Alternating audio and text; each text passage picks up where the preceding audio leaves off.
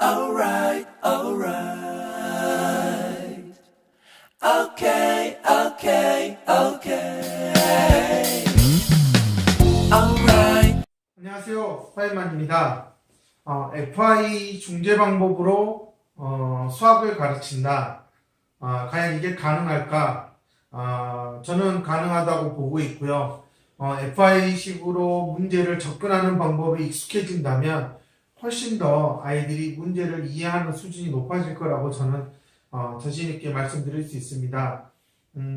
FI는 사고 과정을 만들어가는 능력을 갖추기 때문에 문제 풀이 과정에서 가장 중요한 게 처음에 문제를 접근했을 때 어떻게 이 문제를 인식하겠느냐라는 거죠. 그리고 이 문제에서 요구하는 것이 무엇인지를 정확하게 이해했다면 그것을 해결해내는 과정을 얼마든지 아이가 스스로 만들어낼 수 있다라고 생각을 하고 있는 게 FI입니다. 그런 점에서 FI로 인지적인 기능을 키웠다 그러면 결국은 교과 영역으로 일반화시켜서 그 능력이 확장돼서 넓혀나가야지만이 아이가 할 수 있는 능력들이 참 많아지겠죠. 그런 측면에서 기존의 그런 수학을 가르치는 그러한 학습 치료나 이런 형태에서 보면 거의 문제 공식을 계속 이해시켜서 적용하는 형태로만 가기 때문에 아이가 조금만 변형이 있어도 해결하지 못한다라는 거죠. 특히 요즘에 스토리텔링과 같은 이러한 문제를 바라봤을 때 과연 기존의 학습 치료 형태에서 이런 지능이 낮은 아이들한테 수학을 제대로 가르치고 있느냐라고 했을 때 여전히 옛날 방식의 단지 일반 아동을 가르치는 수준에서 레벨을 낮췄을 뿐이지 좀 더 인지 기능을 사용하는 쪽으로 접근하는 교육은 아니다라고 저는 생각을 하고 있습니다. 그래서 많이들 저한테 어떻게 하면 FI식으로 수학을 가르치느냐 참 많이 물어보시는데요. 제가 몇 가지 하나의 사례를 보여드리려고 합니다. 아마 이런 방법은 생각을 잘 못하실 수도 있기 때문에요. 부모님도 좀 이런 방법도 있구나 할 수 있고 특히 치료사들에게 수학을 가르친다라고 하는 인지치료사나 학습치료사들이 이런 방법으로 가르치는 게 더 낫겠다라는 것을 좀 느꼈으면 하는 바람에서 제가 이 예를 하나 들어서 설명해 드리려고 합니다. 예를 들어서 17, 7, 9 이렇게 세 개의 숫자가 있습니다. 자, 문제에서 요구하는 것은 세 개의 숫자를 가지고 덧셈식을 만들어 보라는 거예요. 덧셈식을 두 개를 만들어 보고 한번 뺄셈식을 두 개를 만들어 보자.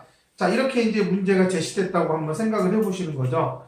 자, 그러면 아마 일반 아동들이나 어느 정도 학습을 할 수 있는 경계선 지능 아동들은 이미 초등학교 1, 2학년 정도면 이 정도 20 이하의 숫자를 가지고 덧셈을 만들고 답을 구하는 것은 그리 어렵지 않을 거라고 생각이 듭니다. 하지만 무엇보다 더 중요한 거는 이렇게 작은 수를 가지고 덧셈을 만드는 능력은 결국 큰 수를 가지고 덧셈을 만드는 능력과도 자연적으로 연결이 돼야 되는데 왜 작은 수에서는 가능한데 큰 수는 되지 않느냐라고 했을 때 저는 이제 기본적으로 이러한 수를 가지고 아이들이 수 감각이 좀 있어야 되지 않냐라고 생각을 합니다. 그럼 수 감각을 어떻게 가르치겠느냐? 첫 번째죠. 이렇게 17, 7, 9 이렇게 있던 이런 세 개의 숫자를 가지고 과연 어떤 숫자가 크고 어떤 숫자가 작은지 한번 비교를 해보자라는 거죠. 그랬을 때 이러한 숫자가 지금 현재 무작위적으로 배열되어 있다는 거예요. 그 무작위적으로 배열되어 있다는 거는 아이가 나름 스스로 다시 배열을 해야 되죠. 그 방법이 첫 번째는 가장 작은 수부터. 자, 가장 작은 수라고 하면 당연히 7이 가장 작죠. 그럼 이게 가장 작은 수죠. 그 다음이 9가 작은 수가 될 거고 17은 가장 큰 수가 되겠죠. 자, 아니면 나는 가장 큰 수부터 먼저 번호를 정하겠다. 그럼 가장 큰 수가 1번이 되는 거고요. 가장 그 다음 작은 수가 큰 수가 9가 되고 아주 작은 수가 이렇게 되겠죠. 즉 내가 작은 수로 배열했느냐 큰 수로 배열했느냐에 따라서 방법은 달라질 수 있다는 거죠.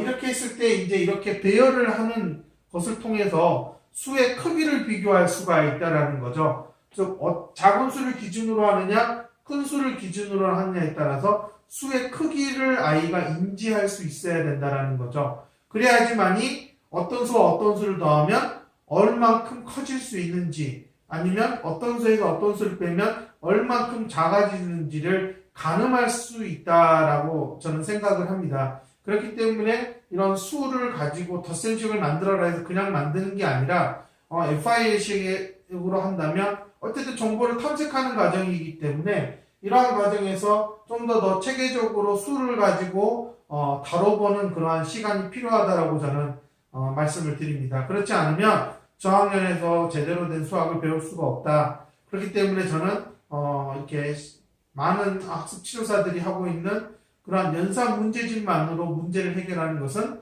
한계가 있다라고 저는 생각을 합니다. 두 가지 방법만 있는 게 아니죠.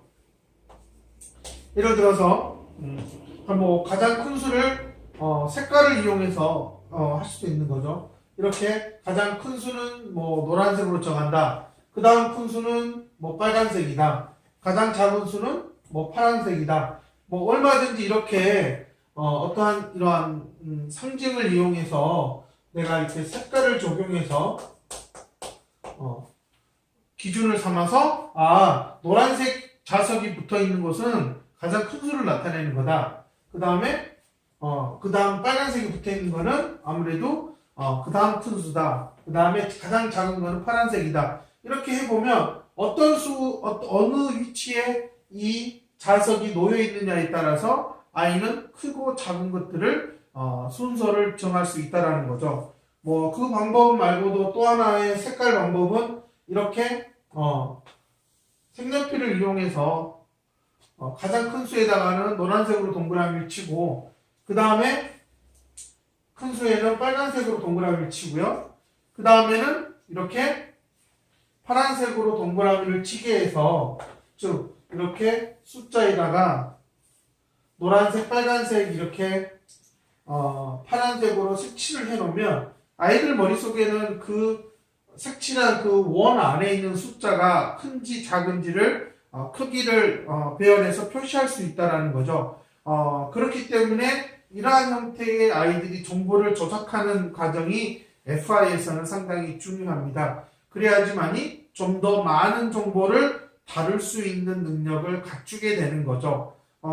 그렇기 때문에 저 같은 경우도 이렇게 저학년들한테 가르칠 때 이러한 수를 가지고 이렇게 표시해보는, 배열을 해보고 기준에 따라서 작은 수, 큰 수, 색깔 이런 것들의 규칙에 의해서 할 수가 있습니다.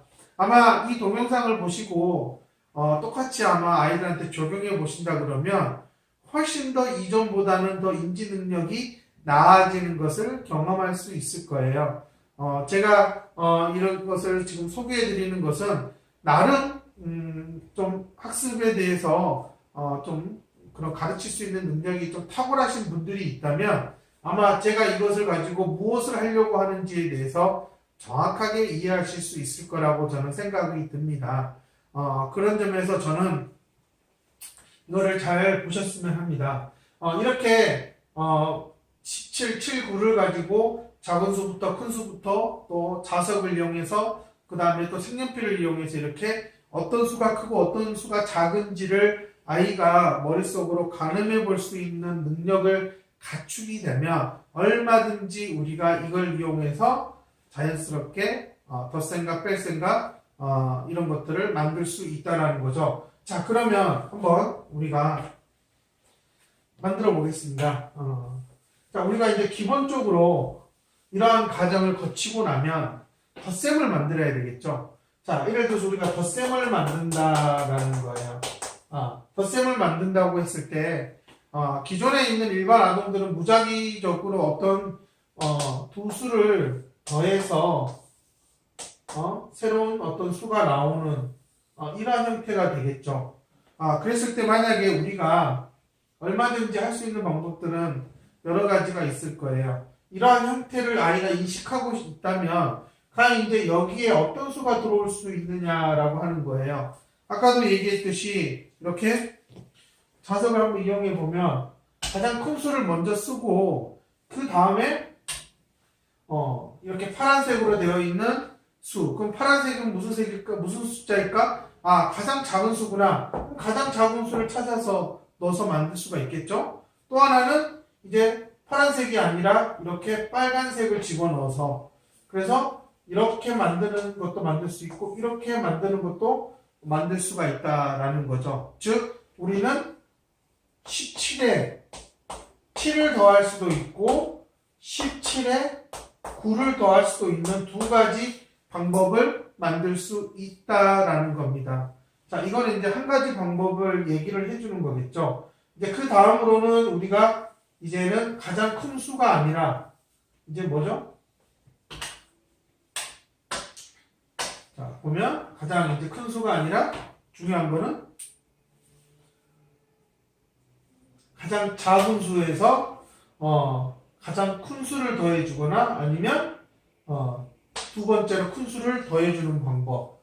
이렇게 가장 작은 수에다가 가장 큰 수와 두 번째로 큰 수를 더해주는 방법이죠. 그러면 7 더하기 17이 될 수 있고 7 더하기 9가 돼서 이렇게 두 가지 또 덧셈식을 만들 수 있다라는 거죠. 현재 무려 4개를 만들었죠. 자, 이 방법도 있고요. 자, 그 다음에 두 번째로 큰 수에다가 가장 큰 수를 더해주고 가장 작은 수를 더해주는 방법이죠. 중간에 해당하는 숫자, 즉 9에다가 17을 더해주고 9에다가 7을 더해주는 덧셈 방법이 되겠습니다. 그래서 총 덧셈을 만들 수 있는 가지수가 6가지가 나온다는 걸 할 수 있습니다. 사실 이거는 이제 초등학교 5, 6학년 때 나오는 그런 경우의 수와 확률 문제의 기본적인 거죠. 얼마든지 이렇게 덧셈을 가지고도 여러 가지 가능성이 있다라는 것을 가능하다. 장야동이라고 해서 못하는 게 아니다라는 겁니다. 실제로 저희 센터에 있는 아이들은 이 정도는 얼마든지 초등학교 1, 2학년이면 가르쳐 줬을 때 이렇게 덧셈을 만드는 공식도 여러 가지가 생길 수 있다라는 거죠. 덧셈이라는 것은 기존에 있는 어떤 수에 더해서 점점점 양이나 수가 늘어나는 것을 의미하기 때문에 무엇보다도 덧셈에서는 이 값이 이 두 개에 있는 숫자보다는 훨씬 더 커진다라는 걸 아이가 예상하고 인식하는 게 중요합니다. 그 다음으로 이제 뺄셈의 경우를 한번 볼게요. 자, 뺄셈은 어떤 수에서 어떤 수를 빼면 어떤 수가 되는, 즉 이렇게 됐을 때 뺀다라고 하는 것은 우리가 잘 생각해야 된다는 거죠. 기존에 있는 수에서 어떤 수를 빼간다라는 것은 그 수가 결과값이 어떻게 되겠느냐라는 걸 아이가 예상해야 돼요. 안타깝게도 많은 아이들이 사탕 10개를 너한테 줬는데 그 10개 중에서 친구에게 3개를 줬다면 과연 너는 몇 개가 남아있을까? 자, 이런 문제를 물어봤을 때 사탕이 10개에서 3개를 친구한테 줬다면 내 손에는 7개가 남겨져 있다는 걸 빨리 계산할 수 있다는 거예요. 하지만 이렇게 간단하게 10 빼기 3은 얼마냐 했을 때 이 머릿속에서 과연 이 10에서 왜 3을 뺐고 그래서 7이 나오는지 안 나오는지 대해서 아이들이 너무나 혼란스러워 한다는 거. 결국 이게 이제 수감각이 상당히 떨어진다는 걸 얘기하죠. 덧셈보다는 뺄셈에서는 무엇보다 중요한 게 항상 이 초등학교의 가정에서는 자연수만을 다루기 때문에 가장 큰 수가 와야 된다는 거예요. 그러면 덧셈에서는 이 앞에 7이든 9든 어떤 수든 올 수가 있었다는 거예요. 하지만 이제 뺄셈에서는 오직 17이라고 하는 가장 큰 수만밖에 올 수 없다라는 것을 아이가 얼마나 잘 이해하고 있느냐가 중요한 거죠. 그렇지 않으면 이렇게 여러 개의 숫자가 있었을 때 그 숫자를 이용해서 뺄셈을 만든다라는 게 덧셈하고 어떤 차이가 있는지를 좀 구별하기가 어렵습니다.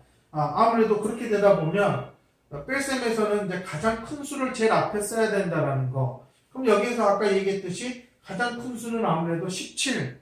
그래서 이렇게 17을 쓸 수밖에 없는 거죠. 하지만 즉 항상 이 자리에는 17밖에 오지 못한다는 거예요.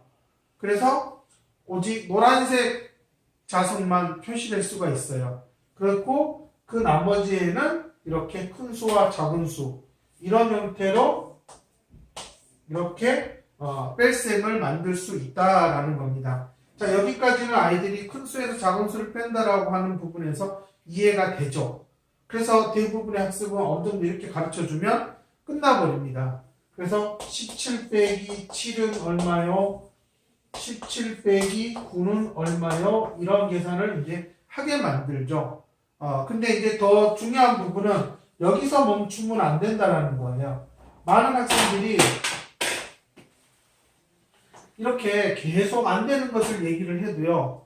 가장 중요한 부분은 과연 이렇게 되는 경우, 즉 가장 작은 수인 7에서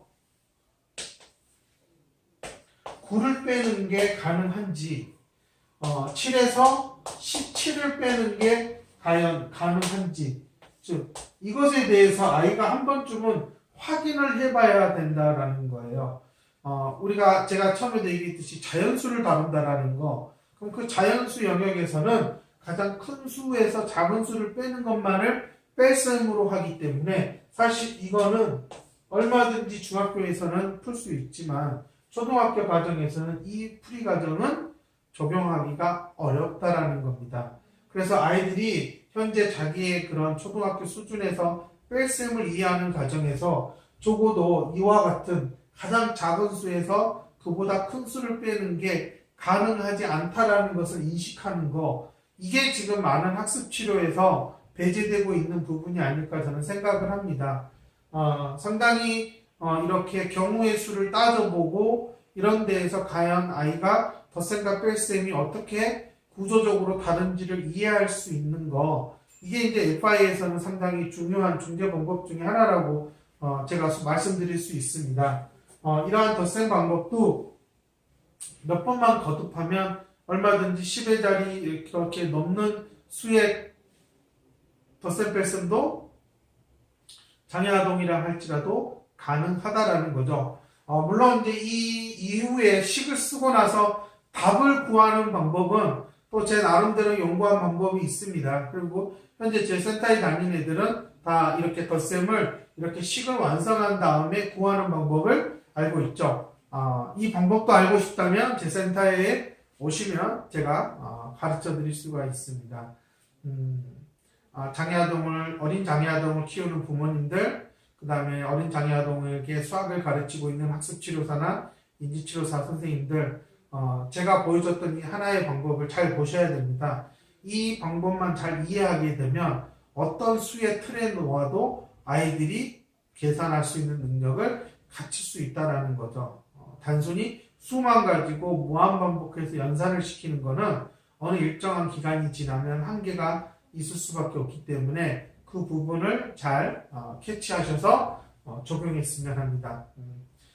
여러분 보시면 상당히 쉽고 여기서 아이디어를 얻어서 더 잘 가르치는 선생님도 있을 거예요. 저는 그런 선생님들이 조금이라도 장애아동들에게 실질적으로 도움이 되는 수학 공부를 가르쳐 주셨으면 하는 바람에서 이 하나의 사례를 드리고 설명을 해드렸습니다. 도움이 되었으면 합니다. 감사합니다.